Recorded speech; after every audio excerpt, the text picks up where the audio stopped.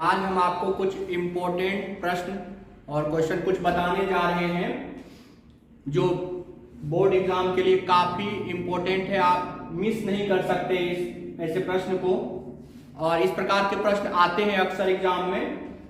इसको बिल्कुल आपको देख करके जाना है, और इसके बाद कुछ हम आपको ट्रिक भी बताएंगे कैसे आप ऑब्जेक्टिव सवाल को सॉल्व करेंगे, और ऑप्शन को देख करके ही आपको पता चल जाएगा कौन सा सही है और कौन सा गलत है। तो पूरे वीडियो में हम आपको बताने वाले हैं कि कैसे इंपॉर्टेंट प्रश्न आपको सॉल्व करने हैं।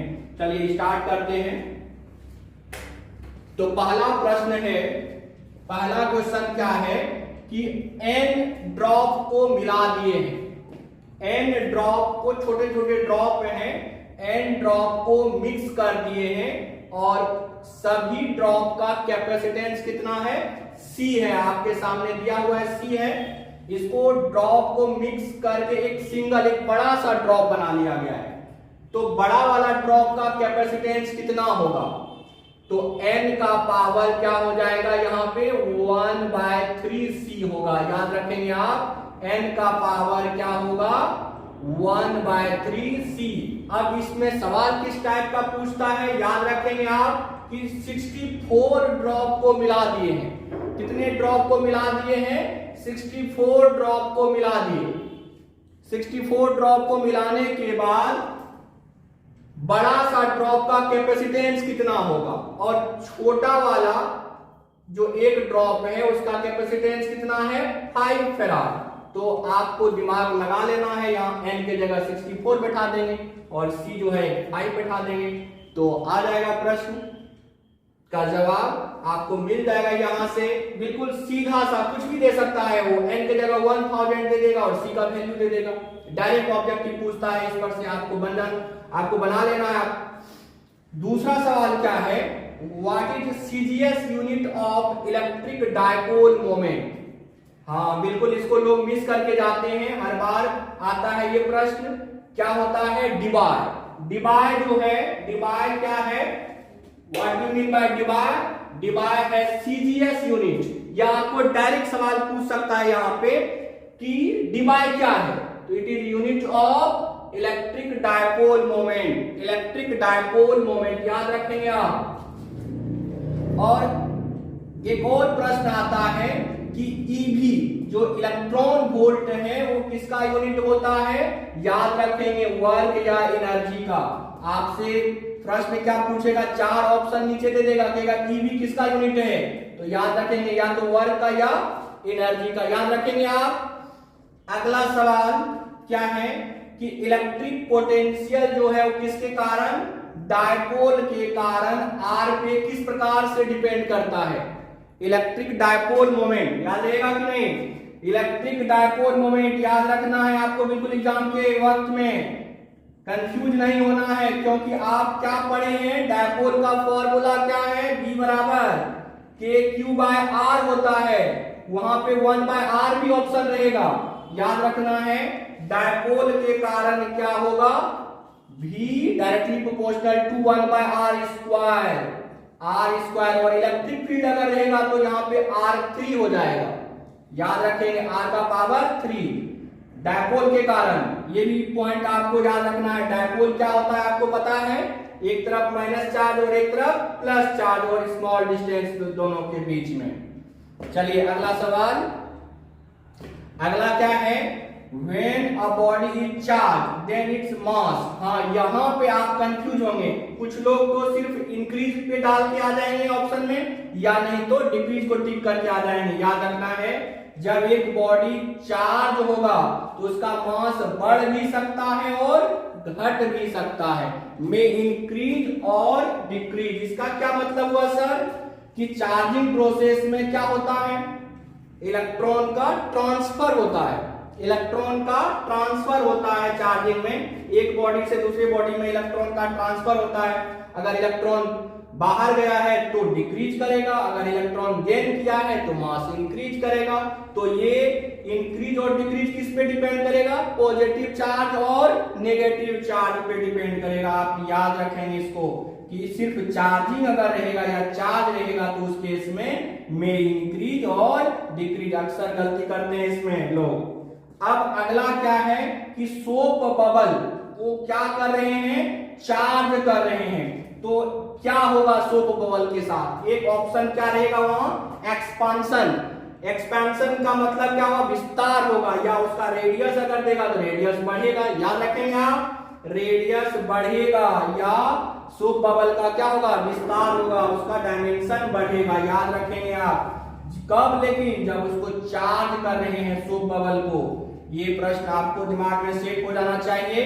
ये सभी इंपॉर्टेंट सवाल हैं, एक भी सवाल आप मिस नहीं कर सकते हैं। ये लगभग ऐसे सवाल हैं जो कल छपने वाले हैं, मतलब एग्जाम में ये छपने वाले हैं, यही समझिए आप।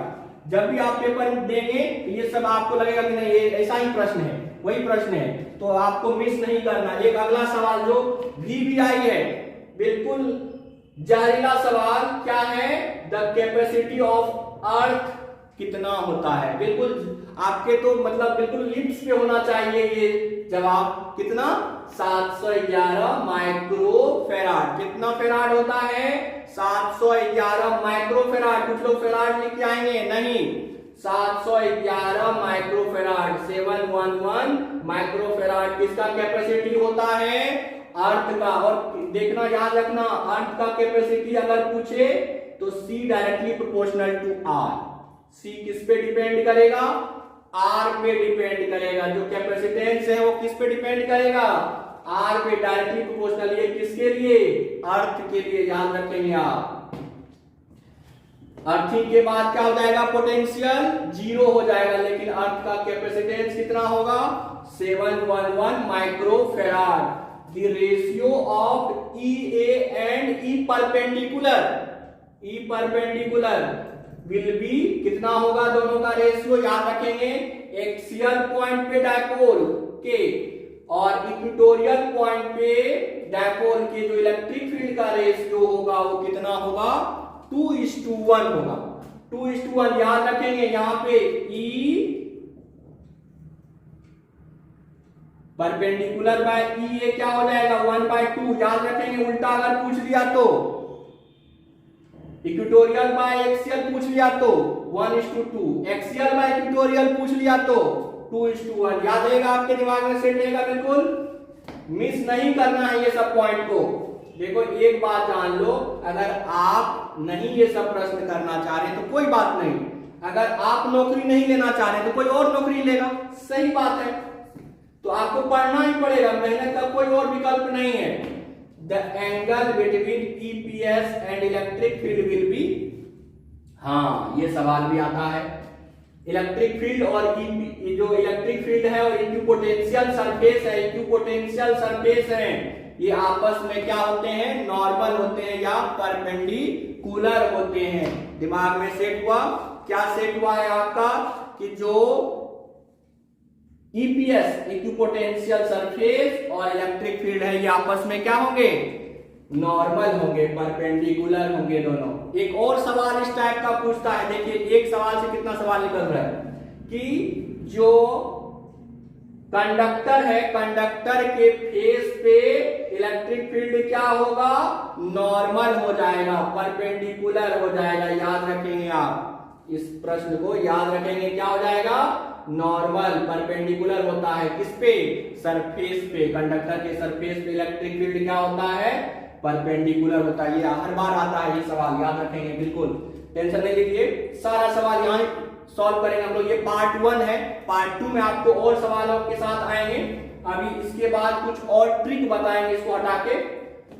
What is formula for energy of photon, हर बार पूछता है, फोटोन से रिलेटेड एक सवाल जरूर पूछता है। फोटोन के बारे में कुछ ना कुछ आपको मालूम होना चाहिए, उसके बारे में कुछ ना कुछ एक सवाल रहेगा ही। एक प्रॉपर्टी मतलब फोटोन को आप पढ़ के जाना, आपको फोटोन के बारे में सब कुछ जानना है। फोटोन हो गया, E बराबर क्या हो जाएगा, h न्यू फ्रीक्वेंसी है ये, h क्या है, प्लैंक्स कांस्टेंट, याद रखें केमिस्ट्री में भी है, hc/λ। देखिए अभी तक जो लोग चैनल को सब्सक्राइब नहीं किए हैं, मतलब आपको पता है चैनल को अपना बनाने के लिए क्या करना पड़ता है, सब्सक्राइब करना पड़ता है और लाइक शेयर जरूर करें आप, क्योंकि इसी चैनल पे आपको पूरा आज के बाद जीवन में जो भी समस्या है का सब कुछ इसी चैनल पे मिलेगा, सभी सब्जेक्ट इसी चैनल पे मिलेगा आपको। तो सबसे पहला काम क्या है, आपको इसको सब्सक्राइब कीजिए और अपना बनाइए चैनल को, बिल्कुल शेयर कीजिएगा। Which element is used in heater, हाँ ये सवाल भी आपके लिप्स पे होना चाहिए। हीटर में कौन सा यूज होता है, नाइक्रोम। नाइक्रोम याद रखेंगे, कॉन्स्टेंटन, मैग्नीन और नाइक्रोम से स्टैंडर्ड रेसिस्टेंस बनाया जाता है। ये सवाल आएगा कि किससे बनाया जाता है स्टैंडर्ड रेसिस्टेंस, नाइक्रोम, कॉन्स्टेंटन और मैग्नीन से, ये तीनों से। और हीटर में कौन सा यूज करते हैं हम लोग, नाइक्रोम वायर यूज करते हैं, नाइक्रोम यूज करते हैं। बिल्कुल आपके दिमाग में ये सेट हो जाना चाहिए। Energy density of electric field, हाँ ये सवाल क्या होगा, एनर्जी डेंसिटी क्या होगा, half epsilon not E square. इसमें किसी को कोई प्रॉब्लम नहीं होना चाहिए, half epsilon not E square.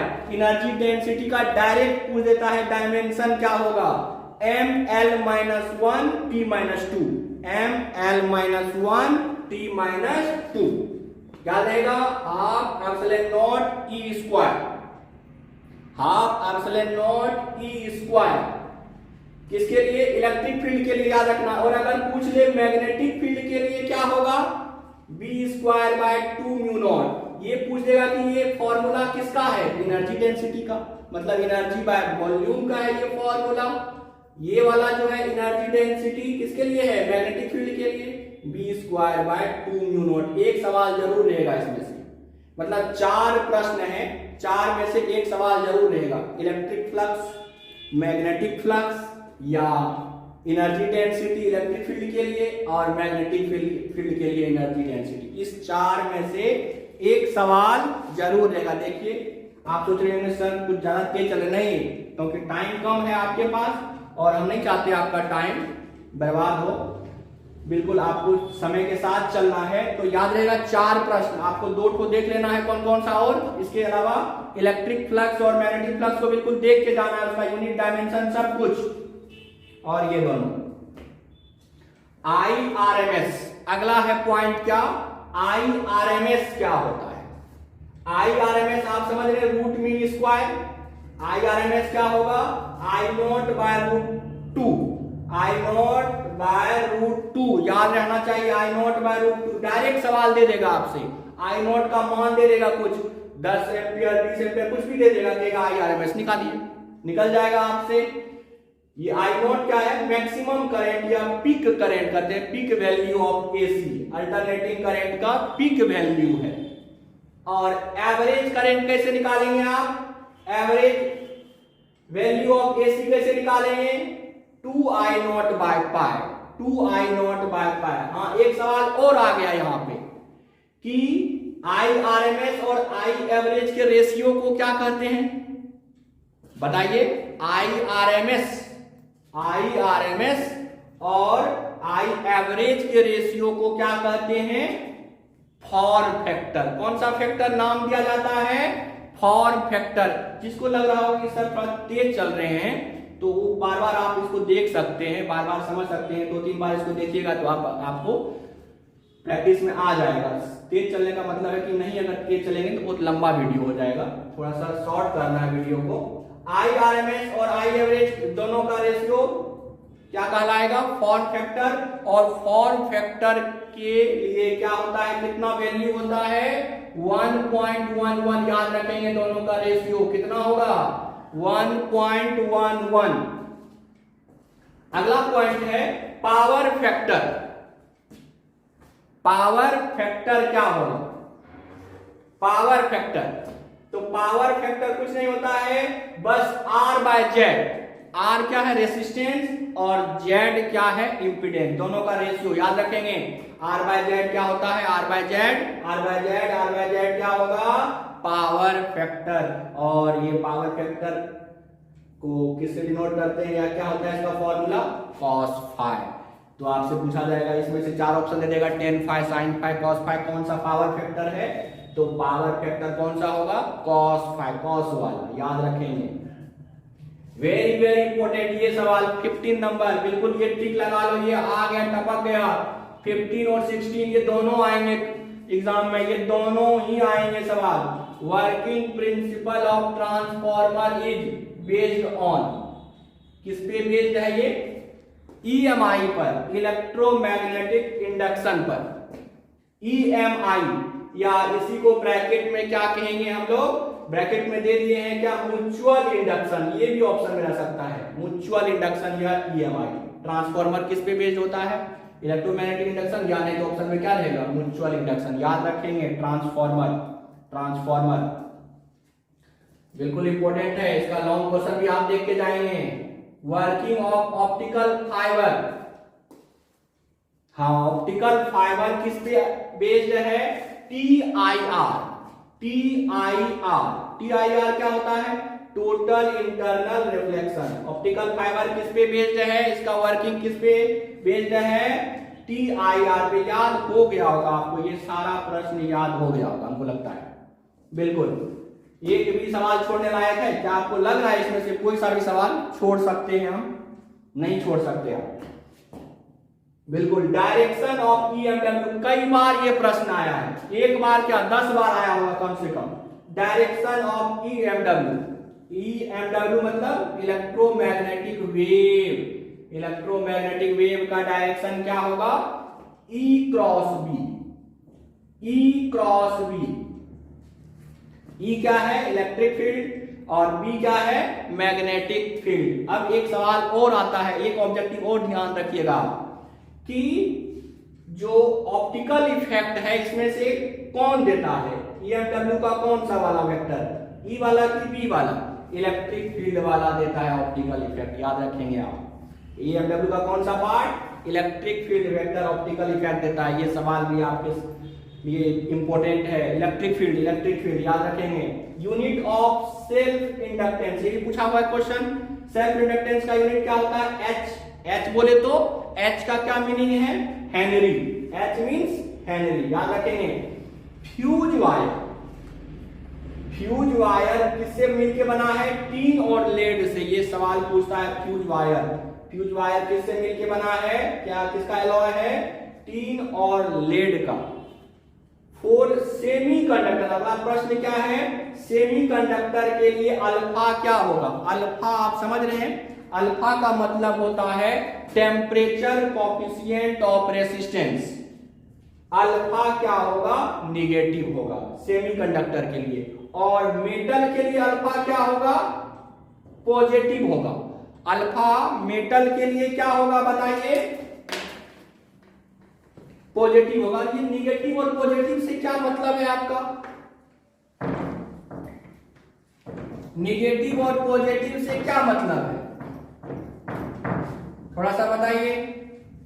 Negative का मतलब क्या हुआ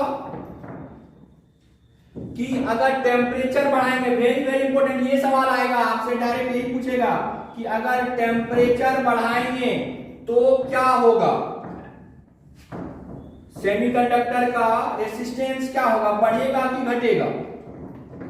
टेम्परेचर बढ़ाने पे, टेम्परेचर बढ़ाने पे सेमीकंडक्टर का रेसिस्टेंस क्या होता है? टेम्परेचर बढ़ाने पे याद रखेंगे आप, टेम्परेचर बढ़ाने पे क्या होगा? ये सब सवाल आता है। टेम्परेचर बढ़ाने पे जो सेमीकंडक्टर का रेसिस्टेंस है वो क्या होगा? घटेगा। एससी मतलब यहाँ पे सेमीकंडक्टर, आर मतलब resistance, resistance of semiconductor decreases. Temperature बढ़ाने पे, टेम्परेचर बढ़ाने पे रेसिस्टेंस क्या होगा? सेमीकंडक्टर का डिक्रीज करेगा। और मेटल का या कंडक्टर का क्या होगा? कंडक्टर का या मेटल का क्या होगा? बोलिए। इंक्रीज करेगा रेसिस्टेंस मेटल की, याद रहेगा। अब एक सवाल और इंपॉर्टेंट है जो आता है आपका, क्या कि फ्लक्स निकालिए। कुछ चार्ज दे दिया, चार्ज का वैल्यू दे दिया और कहेगा फ्लक्स निकालिए डायरेक्ट, कि कोई क्लोज सरफेस है उसके अंदर कुछ चार्ज रख दिए तो फ्लक्स क्या होगा? डायरेक्ट न्यूमेरिकल देगा आपसे, तो गॉस लॉ लगा देंगे। क्या बोलता है गॉस लॉ? फाई बराबर क्या होता है? Q by epsilon naught. Q क्या है यहाँ पे? Charge enclose by this surface, इस सरफेस के अंदर कितना चार्ज है, और एप्सिलॉन नॉट का वैल्यू आपको पता ही है 8.85 इंटू 10 का पावर कितना है -12, 8.85 इंटू 10 का पावर -12। ये सब सवाल आपको देख के जाना है, बिल्कुल एक भी सवाल आपको छोड़ना नहीं है। अब जैसे पूछ देता है, ये पूछता है हर बार, BB Roy of Great Britain has very good wife wearing gold silver necklace, colour coding, colour coding से एक सवाल रहेगा ही, पूछ देगा black brown red orange yellow, yellow का डिजिट क्या है, तो इसका डिजिट क्या हो जाएगा 0 1 2 3 4, येलो का 4 जवाब आएगा।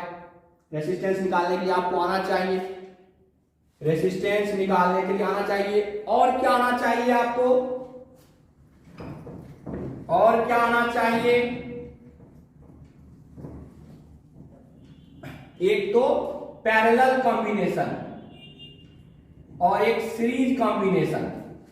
तो अगर पूछे कैपेसिटर के लिए दे देता है सवाल कि 3 कैपेसिटर को सीरीज में डाल दिया है, तो सीरीज में क्या हो जाता है कैपेसिटर के लिए बताइए, और पैरेलल के लिए, पैरेलल में क्या हो जाएगा, पैरेलल कॉम्बिनेशन में याद रखेंगे प्लस, सीधा प्लस कर देंगे, और सीरीज में 1 बाय करके प्लस करेंगे। तो अगर 3 को दे दिया है, 3 इस टाइप से दे दिया, 3 कैपेसिटर, याद होना चाहिए आपको, 3 कैपेसिटर है, तीनों का कैपेसिटेंस कितना है C है, तीनों को सीरीज में रख दिए, तीनों को सीरीज में रख दिए तो क्या हो जाएगा, सिंपल सा, बिल्कुल इसमें कोई माथाफोड़ी नहीं है, माथापच्ची नहीं है, कुछ भी नहीं है, इसमें टेंशन तो लेना ही नहीं। और तीनों को पैरेलल में दे देंगे तो क्या हो जाएगा 3C। अब इस सवाल क्या पूछ देगा कि निकालिए CS बाय CP, दोनों को डिवाइड कर देंगे, सीरीज बाय पैरेलल का वैल्यू डिवाइड कर देंगे, निकल जाएगा आपसे, इसमें कोई टेंशन नहीं है। तो इस प्रकार के सवाल को आपको देखना है, नेक्स्ट पार्ट हम ला रहे हैं, बहुत जल्दी ला रहे हैं आपके लिए, और तब तक आप इसको प्रैक्टिस कीजिए, बार बार प्रैक्टिस कीजिए, और इसको शेयर जरूर करना है, क्योंकि किसी का भला हो जाए, जो नहीं पढ़ा है, किसी दोस्त का तो कम से कम हम चाहते हैं कि आप भला कर दें, कम से कम इतना तो भला कर सकते हैं। और चैनल को सब्सक्राइब करना है, आपको भूलना नहीं है, क्योंकि ये जो है 12th के एग्जाम के बाद भी हम आपके साथ रहेंगे, इसी चैनल पे सब कुछ बताएंगे, इसी पे सारा समस्या का समाधान, क्या करना है आपको लाइफ में, कैसे आगे बढ़ना है, सब कुछ बताएंगे इसी चैनल पे। सारा सब्जेक्ट भी होगा, और सब्जेक्ट भी आएगा आपका, दूसरा सब्जेक्ट भी इसी चैनल पे लेंगे आपका। तो आपको ध्यान रखना है, बस अपना चैनल को अपना बना लीजिए। ओके, थैंक यू, आज के लिए इतना ही। Okay, thank you. आज हम आपको कुछ इम्पोर्टेंट प्रश्न और क्वेश्चन कुछ बताने जा रहे हैं, जो बोर्ड एग्जाम के लिए काफी इम्पोर्टेंट है, आप मिस नहीं कर सकते ऐसे प्रश्न को। और इस प्रकार के प्रश्न आते हैं अक्सर एग्जाम में, इसको बिल्कुल आपको देख करके जाना है। और इसके बाद कुछ हम आपको ट्रिक भी बताएंगे, कैसे आप ऑब्जेक्टिव सवाल को सॉल्व करेंगे, और ऑप्शन को देख करके ही आपको पता चल जाएगा कौन सा सही है और कौन सा गलत है। तो पूरे वीडियो में हम आपको बताने वाले हैं कि कैसे इंपॉर्टेंट प्रश्न आपको सॉल्व करने हैं। चलिए स्टार्ट करते हैं। तो पहला प्रश्न है, पहला क्वेश्चन क्या है कि n ड्रॉप को मिला दिए हैं, n ड्रॉप को, छोटे छोटे ड्रॉप हैं, n ड्रॉप को मिक्स कर दिए हैं, और सभी ड्रॉप का कैपेसिटेंस कितना है C है, आपके सामने दिया हुआ है C है। इसको ड्रॉप को मिक्स करके एक सिंगल, एक बड़ा सा ड्रॉप बना लिया गया है। तो बड़ा वाला ड्रॉप का कैपेसिटेंस कितना होगा, तो n का पावर क्या हो जाएगा, यहाँ पे 1/3C होगा, याद रखेंगे आप, n का पावर क्या होगा 1/3C। अब इसमें सवाल किस टाइप का पूछता है, याद रखेंगे आप कि 64 ड्रॉप को मिला दिए हैं। कितने ड्रॉप को मिला दिए हैं, 64 ड्रॉप को मिला दिए। 64 ड्रॉप को मिलाने के बाद बड़ा सा ड्रॉप का कैपेसिटेंस कितना होगा, और छोटा वाला जो एक ड्रॉप है उसका कैपेसिटेंस कितना है 5 फैराड। तो आपको दिमाग लगा लेना है, यहाँ n के जगह 64 बैठा देंगे और c जो है 5 बैठा देंगे, तो आ जाएगा प्रश्न का जवाब आपको मिल जाएगा यहाँ से। बिल्कुल सीधा सा, कुछ भी दे सकता है वो, n के जगह 1000 दे देगा और c का वैल्यू दे देगा।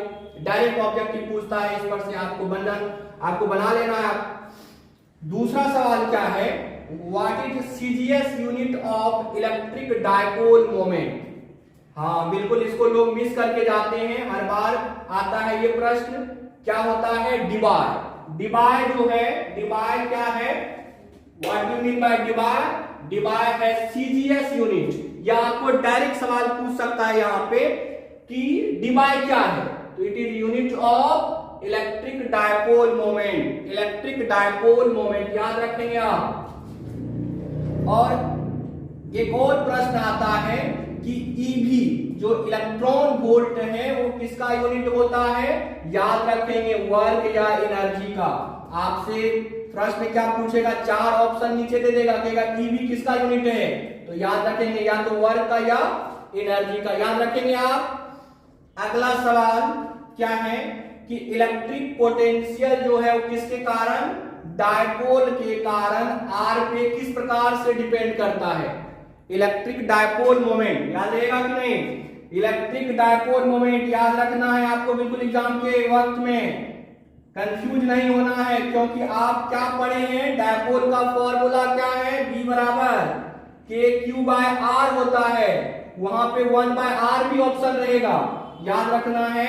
डायपोल के कारण क्या होगा, V directly proportional to 1/R square, R square, और इलेक्ट्रिक फील्ड अगर रहेगा तो यहाँ पे R3 हो जाएगा, याद रखेंगे R का पावर 3 डायपोल के कारण। ये भी पॉइंट आपको याद रखना है। डायपोल क्या होता है आपको पता है, एक तरफ माइनस चार्ज और एक तरफ प्लस चार्ज, और स्मॉल डिस्टेंस दोनों के बीच में। चलिए अगला सवाल, अगला क्या है, When a body is charged, then its mass। हाँ यहाँ पे आप कंफ्यूज होंगे, कुछ लोग तो सिर्फ इंक्रीज पे डाल के आ जाएंगे ऑप्शन में, या नहीं तो डिक्रीज को टिक करके आ जाएंगे। याद रखना है, जब एक बॉडी चार्ज होगा तो उसका मास बढ़ भी सकता है और घट भी सकता है, में इंक्रीज और डिक्रीज। इसका क्या मतलब हुआ सर, कि चार्जिंग प्रोसेस में क्या होता है, इलेक्ट्रॉन का ट्रांसफर होता है, इलेक्ट्रॉन का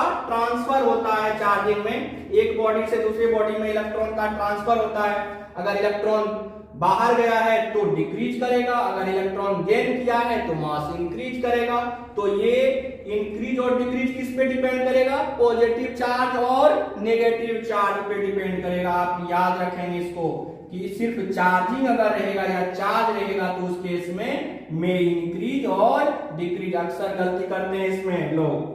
अब अगला क्या है कि सोप बबल वो क्या कर रहे हैं, चार्ज कर रहे हैं, तो क्या होगा सोप बबल के साथ, एक ऑप्शन क्या रहेगा वहां, एक्सपांशन। एक्सपेंशन का मतलब क्या होगा, विस्तार होगा, या उसका रेडियस अगर देगा तो रेडियस बढ़ेगा, याद रखेंगे आप, रेडियस बढ़ेगा, या सोप बबल का क्या होगा, विस्तार होगा, उसका डायमेंशन बढ़ेगा, याद रखेंगे आप।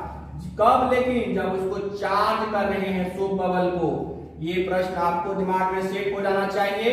ये सभी इंपॉर्टेंट सवाल हैं, एक भी सवाल आप मिस नहीं कर सकते हैं। ये लगभग ऐसे सवाल हैं जो कल छपने वाले हैं, मतलब एग्जाम में ये छपने वाले हैं, यही समझिए आप। जब भी आप पेपर देंगे ये सब आपको लगेगा कि नहीं ये ऐसा ही प्रश्न है, वही प्रश्न है, तो आपको मिस नहीं करना। एक अगला सवाल जो VVI है, बिल्कुल जहरीला सवाल, क्या है, द कैपेसिटी ऑफ अर्थ कितना होता है। बिल्कुल आपके तो मतलब बिल्कुल लिप्स पे होना चाहिए ये जवाब, कितना, 711 माइक्रोफेराड। कितना फेराड होता है, 711 माइक्रोफेराड। कुछ लोग फेराड लिख के आएंगे, नहीं, 711 माइक्रोफेराड, 711 माइक्रोफेराड किसका कैपेसिटी होता है, अर्थ का। और देखना, याद रखना, अर्थ का कैपेसिटी अगर पूछे तो C directly proportional to R। C किस पे डिपेंड करेगा, R पे डिपेंड करेगा। जो कैपेसिटेंस है वो किस पे डिपेंड करेगा, R पे डायरेक्टली प्रोपोर्शनल। ये किसके लिए, अर्थ के लिए, याद रखेंगे आप। अर्थिंग के बाद क्या हो जाएगा, पोटेंशियल जीरो हो जाएगा, लेकिन अर्थ का कैपेसिटेंस कितना होगा, 711 microfarad. The ratio of EA and E perpendicular will be कितना होगा, दोनों का रेशियो याद रखेंगे, एक्सियल पॉइंट पे डायपोल के और इक्वेटोरियल पॉइंट पे डायपोल के जो इलेक्ट्रिक फील्ड का रेशियो होगा वो कितना होगा, 2:1 होगा। 2:1 याद रखेंगे। यहां पे E परपेंडिकुलर बाय E क्या हो जाएगा, 1/2 याद रखेंगे। उल्टा अगर पूछ लिया तो इक्वेटोरियल बाय एक्सियल पूछ लिया तो 1:2, एक्सियल बाय इक्वेटोरियल पूछ लिया तो 2:1 याद रहेगा, आपके दिमाग में सेट रहेगा, बिल्कुल मिस नहीं करना है ये सब पॉइंट को। देखो एक बात जान लो, अगर आप नहीं ये सब प्रश्न करना चाह रहे तो कोई बात नहीं, अगर आप नौकरी नहीं लेना चाह रहे तो कोई और नौकरी लेगा, सही बात है, तो आपको पढ़ना ही पड़ेगा, मेहनत का कोई और विकल्प नहीं है। The angle between EPS and electric field will be, हाँ ये सवाल भी आता है, इलेक्ट्रिक फील्ड और जो इलेक्ट्रिक फील्ड है और इक्विपोटेंशियल सरफेस है, इक्विपोटेंशियल सरफेस है, ये आपस में क्या होते हैं, नॉर्मल होते हैं या परपेंडिकुलर होते हैं। दिमाग में सेट हुआ, क्या सेट हुआ है आपका, कि जो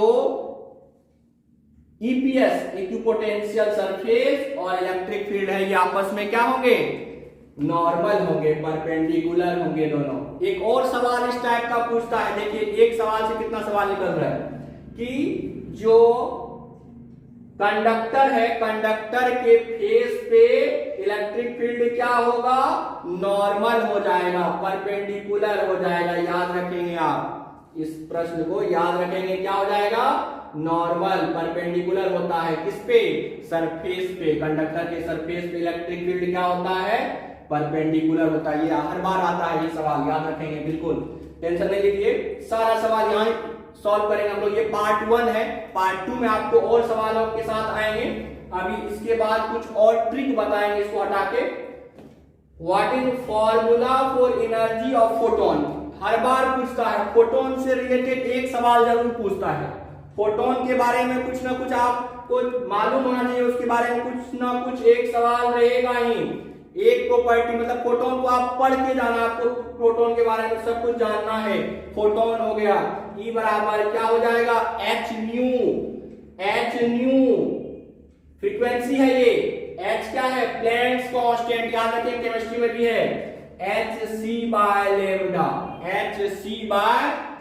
देखिए अभी तक जो लोग चैनल को सब्सक्राइब नहीं किए हैं, मतलब आपको पता है चैनल को अपना बनाने के लिए क्या करना पड़ता है, सब्सक्राइब करना पड़ता है और लाइक शेयर जरूर करें आप, क्योंकि इसी चैनल पे आपको पूरा आज के बाद जीवन में जो भी समस्या है आपका सब कुछ इसी चैनल पे मिलेगा, सभी सब्जेक्ट इसी चैनल पे मिलेगा आपको। तो सबसे पहला काम क्या है, आपको इसको सब्सक्राइब कीजिए और अपना बनाइए चैनल को, बिल्कुल शेयर कीजिएगा। Which element is used in heater, हाँ ये सवाल भी आपके लिप्स पे होना चाहिए। हीटर में कौन सा यूज होता है, नाइक्रोम। नाइक्रोम याद रखेंगे, कॉन्स्टेंटन मैग्नीन और नाइक्रोम से स्टैंडर्ड रेसिस्टेंस बनाया जाता है। ये सवाल आएगा कि किससे बनाया जाता है स्टैंडर्ड रेसिस्टेंस, नाइक्रोम, कॉन्स्टेंटन और मैग्नीन से, ये तीनों से। और हीटर में कौन सा यूज करते हैं हम लोग, नाइक्रोम वायर यूज करते हैं, नाइक्रोम यूज करते हैं। बिल्कुल आपके दिमाग में ये सेट हो जाना चाहिए। Energy density of electric field, हाँ ये सवाल क्या होगा, एनर्जी डेंसिटी क्या होगा, half epsilon not E square. इसमें किसी को कोई प्रॉब्लम नहीं होना चाहिए, half epsilon not E square. Energy density का डायरेक्ट पूछ देता है, डायमेंशन क्या होगा, ml-1 t-2, ml-1 t-2 क्या रहेगा, half epsilon not E square, half epsilon not E square. किसके लिए, इलेक्ट्रिक फील्ड के लिए याद रखना। और अगर पूछ ले मैग्नेटिक फील्ड के लिए क्या होगा, b² 2 μ0। ये पूछ देगा कि ये फॉर्मूला किसका है, एनर्जी डेंसिटी का, मतलब एनर्जी बाय वॉल्यूम का है ये फॉर्मूला। ये वाला जो है एनर्जी डेंसिटी किसके लिए है, मैग्नेटिक फील्ड के लिए, b²/2μ0। एक सवाल जरूर रहेगा इसमें से, मतलब 4 प्रश्न है, 4 में से एक सवाल जरूर रहेगा, इलेक्ट्रिक फ्लक्स, मैग्नेटिक फ्लक्स या एनर्जी डेंसिटी इलेक्ट्रिक फील्ड के लिए और मैग्नेटिक फील्ड के लिए एनर्जी डेंसिटी। इस 4 में से एक सवाल जरूर रहेगा। देखिए आप सोच रहे होंगे सर कुछ ज्यादा तेज चले, नहीं, क्योंकि टाइम कम है आपके पास और हम नहीं चाहते आपका टाइम बर्बाद हो, बिल्कुल आपको समय के साथ चलना है। तो याद रहेगा 4 प्रश्न, आपको 2 को देख लेना है कौन कौन सा, और इसके अलावा इलेक्ट्रिक फ्लक्स और मैग्नेटिक फ्लक्स को बिल्कुल देख के जाना है, उसका यूनिट डायमेंशन सब कुछ। और ये दोनों IRMS, अगला है पॉइंट क्या, IRMS क्या होता है। IRMS आप समझ रहे, रूट मीन स्क्वायर। IRMS क्या होगा, I0/√2, I0/√2 याद रहना चाहिए, I0/√2। डायरेक्ट सवाल दे देगा आपसे, I0 का मान दे देगा कुछ 10 एम्पियर 20 एम्पियर कुछ भी दे देगा, देगा IRMS, निकालिए, निकल जाएगा आपसे। ये I0 क्या है, मैक्सिमम करंट या पीक करंट कहते हैं, peak value of AC, alternating current का पीक वैल्यू है। और एवरेज करंट कैसे निकालेंगे आप, एवरेज वैल्यू ऑफ AC कैसे निकालेंगे, 2I0/π, 2I0/π। हाँ एक सवाल और आ गया यहाँ पे कि IRMS और I एवरेज के रेशियो को क्या कहते हैं, बताइए। IRMS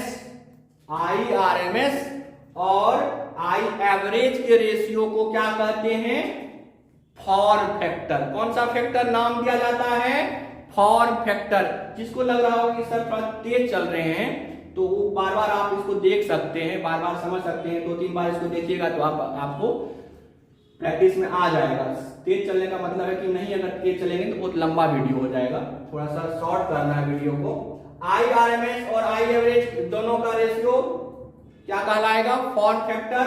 और फॉर्म फैक्टर के लिए क्या होता है, कितना वैल्यू होता है, 1.11। याद रखेंगे दोनों का रेशियो कितना होगा, 1.11। अगला पॉइंट है पावर फैक्टर। पावर फैक्टर क्या होगा, पावर फैक्टर, तो पावर फैक्टर कुछ नहीं होता है, बस R/Z। R क्या है, रेसिस्टेंस, और Z क्या है, इंपीडेंस, दोनों का रेशियो याद रखेंगे। R/Z क्या होता है, R/Z क्या होगा, पावर फैक्टर। और ये पावर फैक्टर को किससे डिनोट करते हैं या क्या होता है इसका फॉर्मूला, cos phi। तो आपसे पूछा जाएगा, इसमें से 4 ऑप्शन दे देगा, tan phi, sin phi, cos phi, कौन सा पावर फैक्टर है, तो पावर फैक्टर कौन सा होगा, cos phi, cos वाला, याद रखेंगे। वेरी वेरी इंपॉर्टेंट ये सवाल, 15 नंबर, बिल्कुल ये टिक लगा लो, ये आ गया, टपक गया। 15 और 16 ये दोनों आएंगे एग्जाम में, ये दोनों ही आएंगे सवाल। Working principle of transformer is based on, किस पे बेस्ड है ये, EMI पर, इलेक्ट्रोमैग्नेटिक इंडक्शन पर, EMI, या इसी को ब्रैकेट में क्या कहेंगे हम लोग, ब्रैकेट में दे दिए हैं क्या, म्यूचुअल इंडक्शन। ये भी ऑप्शन में रह सकता है, म्यूचुअल इंडक्शन या EMI। ट्रांसफॉर्मर किस पे बेस्ड होता है, इलेक्ट्रोमैग्नेटिक इंडक्शन, या नहीं तो ऑप्शन में क्या रहेगा, म्यूचुअल इंडक्शन। याद रखेंगे ट्रांसफॉर्मर, ट्रांसफॉर्मर बिल्कुल इंपॉर्टेंट है, इसका लॉन्ग क्वेश्चन भी आप देख के जाएंगे। वर्किंग ऑफ ऑप्टिकल फाइबर, हाँ ऑप्टिकल फाइबर किस पे बेस्ड है, TIR। TIR क्या होता है, total internal reflection. Optical fibre किस पे बेस्ड है, इसका वर्किंग किस पे बेस्ड है, TIR पे। याद हो गया होगा आपको, ये सारा प्रश्न याद हो गया होगा हमको लगता है, बिल्कुल। एक भी सवाल छोड़ने लायक है क्या, आपको लग रहा है इसमें से कोई सा भी सवाल छोड़ सकते हैं हम, नहीं छोड़ सकते आप, बिल्कुल। डायरेक्शन ऑफ EMW, कई बार ये प्रश्न आया है, एक बार क्या 10 बार आया होगा कम से कम। डायरेक्शन ऑफ EMW मतलब इलेक्ट्रोमैग्नेटिक वेव, इलेक्ट्रोमैग्नेटिक वेव का डायरेक्शन क्या होगा, E क्रॉस B। E क्या है, इलेक्ट्रिक फील्ड, और बी क्या है, मैग्नेटिक फील्ड। अब एक सवाल और आता है, एक ऑब्जेक्टिव और ध्यान रखिएगा कि जो ऑप्टिकल इफेक्ट है इसमें से कौन देता है, EMW का कौन सा वाला वेक्टर, ई वाला कि बी वाला, इलेक्ट्रिक फील्ड वाला देता है ऑप्टिकल इफेक्ट, याद रखेंगे आप। EMW का कौन सा part, electric field vector optical effect देता है। ये सवाल भी आपके लिए इंपॉर्टेंट है, इलेक्ट्रिक फील्ड याद रखेंगे। यूनिट ऑफ सेल्फ इंडक्टेंस, ये भी पूछा हुआ है क्वेश्चन। सेल्फ इंडक्टेंस का यूनिट क्या होता है, एच बोले तो एच का क्या मीनिंग है, हेनरी, एच मींस हेनरी, याद रखेंगे। फ्यूज वायर किससे मिलके बना है, टीन और लेड से। ये सवाल पूछता है फ्यूज वायर किससे मिलके बना है, क्या किसका एलॉय है, टीन और लेड का। फॉर सेमीकंडक्टर, अगला प्रश्न क्या है, सेमीकंडक्टर के लिए अल्फा क्या होगा। अल्फा आप समझ रहे हैं, अल्फा का मतलब होता है temperature coefficient of resistance. Alpha क्या होगा, निगेटिव होगा सेमीकंडक्टर के लिए। और मेटल के लिए अल्फा क्या होगा, पॉजिटिव होगा। अल्फा मेटल के लिए क्या होगा बताइए, पॉजिटिव होगा। ये निगेटिव और पॉजिटिव से क्या मतलब है आपका, निगेटिव और पॉजिटिव से क्या मतलब है, थोड़ा सा बताइए। निगेटिव का मतलब क्या हुआ कि अगर टेम्परेचर बढ़ाएंगे, वेरी इंपॉर्टेंट, ये सवाल आएगा आपसे डायरेक्ट, यही पूछेगा कि अगर टेम्परेचर बढ़ाएंगे तो क्या होगा, सेमीकंडक्टर का रेसिस्टेंस क्या होगा, बढ़ेगा कि घटेगा। टेम्परेचर बढ़ाने पे सेमीकंडक्टर का रेसिस्टेंस क्या होता है, टेम्परेचर बढ़ाने पे, याद रखेंगे आप, टेम्परेचर बढ़ाने पे क्या होगा, ये सब सवाल आता है। टेम्परेचर बढ़ाने पे जो सेमीकंडक्टर का रेसिस्टेंस है वो क्या होगा, घटेगा। एससी मतलब यहाँ पे सेमीकंडक्टर, आर मतलब resistance of semiconductor decreases. Temperature बढ़ाने पे रेसिस्टेंस क्या होगा सेमीकंडक्टर का, डिक्रीज करेगा। और मेटल का या कंडक्टर का क्या होगा, कंडक्टर का या मेटल का क्या होगा, बोलिए, इंक्रीज करेगा रेसिस्टेंस मेटल की, याद रहेगा। अब एक सवाल और इंपॉर्टेंट है जो आता है आपका, क्या कि फ्लक्स निकालिए। कुछ चार्ज दे दिया, चार्ज का वैल्यू दे दिया और कहेगा फ्लक्स निकालिए डायरेक्ट, कि कोई क्लोज सरफेस है उसके अंदर कुछ चार्ज रख दिए तो फ्लक्स क्या होगा, डायरेक्ट न्यूमेरिकल देगा आपको, तो गॉस लॉ लगा देंगे। क्या बोलता है गॉस लॉ, फाई बराबर क्या होता है, Q by epsilon not.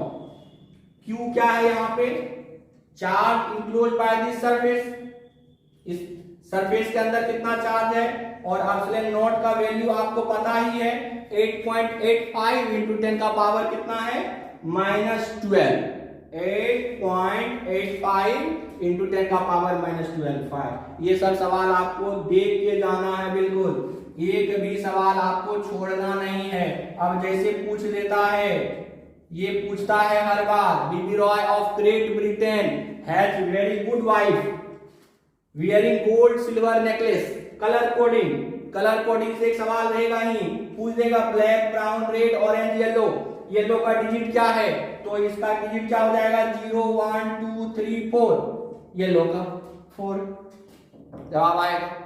Resistance निकालने के लिए आपको आना चाहिए, रेसिस्टेंस निकालने के लिए आना चाहिए। और क्या आना चाहिए आपको, और क्या आना चाहिए, एक तो पैरेलल कॉम्बिनेशन और एक सीरीज कॉम्बिनेशन। तो अगर पूछे कैपेसिटर के लिए, दे देता है सवाल कि 3 कैपेसिटर को सीरीज में डाल दिया है, तो सीरीज में क्या हो जाता है कैपेसिटर के लिए बताइए, और पैरेलल के लिए, पैरेलल में क्या हो जाएगा, पैरेलल कॉम्बिनेशन में याद रखेंगे प्लस, सीधा प्लस कर देंगे, और सीरीज में 1 बाय करके प्लस करेंगे। तो अगर 3 को दे दिया है, 3 इस टाइप से दे दिया, 3 कैपेसिटर। याद होना चाहिए आपको, 3 कैपेसिटर है, तीनों का कैपेसिटेंस कितना है, C है। तीनों को सीरीज में रख दिए, तीनों को सीरीज में रख दिए तो क्या हो जाएगा, सिंपल सा, बिल्कुल इसमें कोई माथाफोड़ी नहीं है, माथापच्ची नहीं है, कुछ भी नहीं है, इसमें टेंशन तो लेना ही नहीं। और तीनों को पैरेलल में दे देंगे तो क्या हो जाएगा, 3C। अब ये सवाल क्या पूछ देगा कि निकालिए CS बाय CP, दोनों को डिवाइड कर देंगे, सीरीज बाय पैरेलल का वैल्यू डिवाइड कर देंगे, निकल जाएगा आपसे, इसमें कोई टेंशन नहीं है। तो इस प्रकार के सवाल को आपको देखना है। नेक्स्ट पार्ट हम ला रहे हैं, बहुत जल्दी ला रहे हैं आपके लिए, और तब तक आप इसको प्रैक्टिस कीजिए, बार बार प्रैक्टिस कीजिए, और इसको शेयर जरूर करना है, क्योंकि किसी का भला हो जाए, जो नहीं पढ़ा है, किसी दोस्त का तो कम से कम हम चाहते हैं कि आप भला कर दें, कम से कम इतना तो भला कर सकते हैं। और चैनल को सब्सक्राइब करना है, आपको भूलना नहीं है, क्योंकि ये जो है 12th के एग्जाम के बाद भी हम आपके साथ रहेंगे इसी चैनल पे, सब कुछ बताएंगे इसी पे, सारा समस्या का समाधान, क्या करना है आपको लाइफ में, कैसे आगे बढ़ना है, सब कुछ बताएंगे इसी चैनल पे। सारा सब्जेक्ट भी होगा और सब्जेक्ट भी आएगा आपका, दूसरा सब्जेक्ट भी इसी चैनल पे लेंगे आपका। तो आपको ध्यान रखना है, बस अपना चैनल को अपना बना लीजिए। ओके, थैंक यू, आज के लिए इतना ही। Okay, thank you.